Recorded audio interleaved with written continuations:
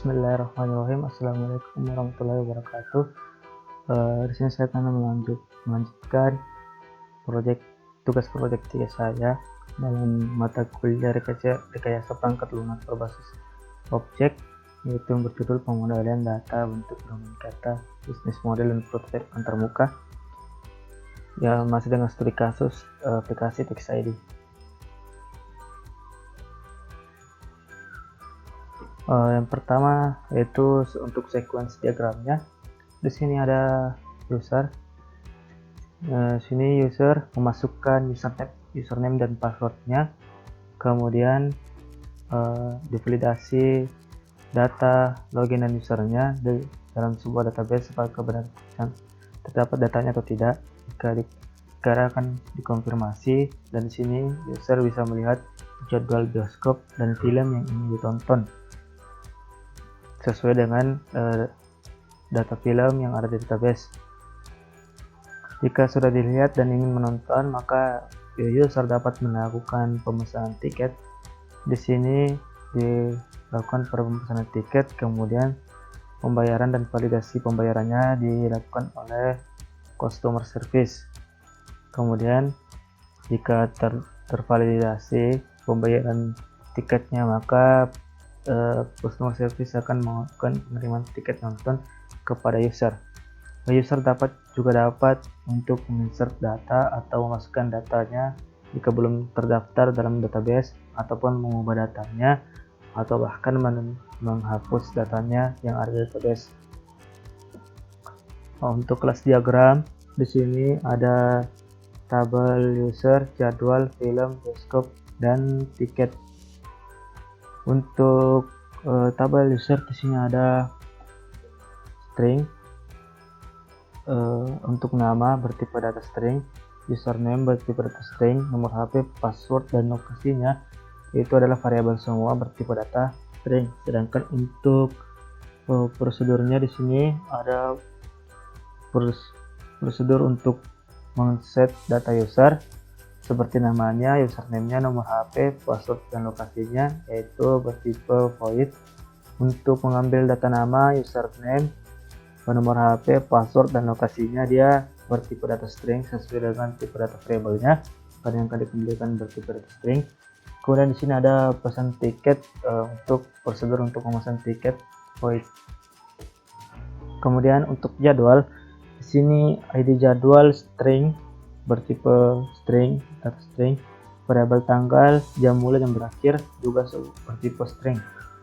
Kemudian di dalamnya ada sebuah prosedur untuk men-set data jadwal seperti ID jadwalnya, tanggalnya, jam mulai dan jam berakhirnya bertipe void.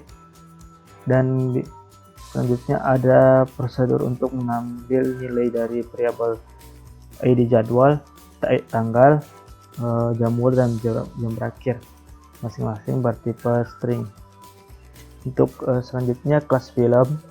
Di sini kelas film dia mempunyai variabel ID film bertipe string, judul film bertipe string, variabel harga bertipe data integer. Di sini dalam kelas film kita bisa men-set data filmnya seperti ID filmnya, judul filmnya, dan harganya bertipe void. Dan kita bisa mengambil data dari nilai variabel dari ID film, judul film, harga, data, dan kita bisa mengupdate data filmnya, memasukkan data filmnya, dan kita juga bisa mendelete data filmnya. Untuk bioskop, untuk kelas bioskop dia mempunyai variabel nama bioskop string dan variabel lokasi string. Kemudian di sini terdapat prosedur untuk men-set data bioskop seperti nama bioskopnya dan lokasinya di mana bertipe void. Dan kita juga bisa mengambil nilai dari variabel nama bioskop dan nilai dari variabel lokasi, yaitu bertipe string. Lalu kita juga bisa mengupdate data bioskopnya dan mendelete data bioskop. Untuk tiket, di sini kelas tiket kita mempunyai variabel username, nama bioskop, ID film, ID jadwal, jumlah, dan total bayar. untuk username, nama bioskop, ID film, dan ID jadwal dia bertipe string, data string, dan untuk jumlah dan total bayar bertipe data integer. Dalamnya juga terdapat sebuah fungsi untuk men-set data tiket kita seperti username kita siapa, nama bioskop, ID film, ID jadwal, jumlah, total bayar, dan bertipe void.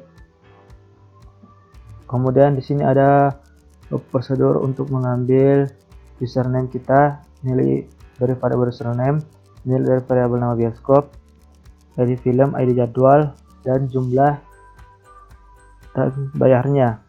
Di sini juga terdapat untuk jika kita ingin membatalkan tiket dan jika ingin konfirmasi tiket. Kemudian di sini di sistem sendiri dia mempunyai verifikasi pembayaran yang bertipe boolean, dan di sini juga dia mempunyai prosedur untuk mengirimkan tiket nanti ke user. Untuk activity diagram di sini dia pertama user, itu sistem meminta username dan passwordnya, kemudian user memasukkan username dan password. Kemudian username dan password yang dimasukkan oleh user akan diverifikasi oleh sistem. Jika betul, maka dia akan menampilkan jadwal bioskop film yang ditanyakan. Jika tidak, maka sistem akan meminta ulang username dan password dari user. Di sini jika sudah menentukan pilihannya, maka user dapat memesan tiket nonton, kemudian user melakukan pembayaran, kemudian sistem memverifikasi pembayaran tersebut. Jika sudah terverifikasi, maka sistem akan mengirim tiket ke user.